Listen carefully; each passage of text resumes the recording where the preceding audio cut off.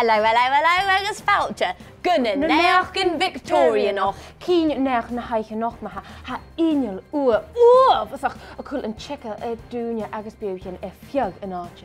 Cúideach an noch fólaach sé BBC alba I gal obair I glanigh Himalaran agus bí sé dúna seachcaneacaí ar son Ballamór lúnaín. Ha sin tóiseach ag maha le príomh scialach na haiche. Ha úd icolach a chuann checkal ar dúne agus beúchan e fiag na dúcha. Sé tréine Sinne tréine a hacha ar muta ha seo agus bí glúsan ar réalichan íring ha cuitem bheach go bí dulcha luair í tríchan míle san uair. Han checkal a jólichan go bhfuil seo ro luair do bhúne agus ma ha dúne ar bót gon túit na fiachgalan acha ar maach. Rauch ar sin han checkal ar na beúchan a ha fuach feisc ar na réalichan íring I ha seo. Ha a chuirí struggle gon túit an chlóiachcha é. Agus ha a chrú struggle gon túit na haganachcha é.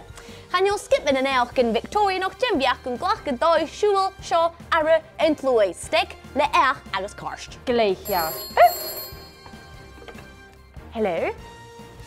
Tang versun. Son phone a chucham? Seo dúchas deach. Cha deach an phone a chrocha haast.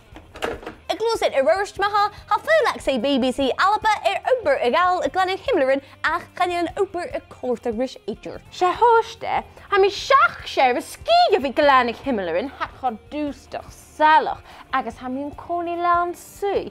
Channeile ite colach riamh an Mary Poppins.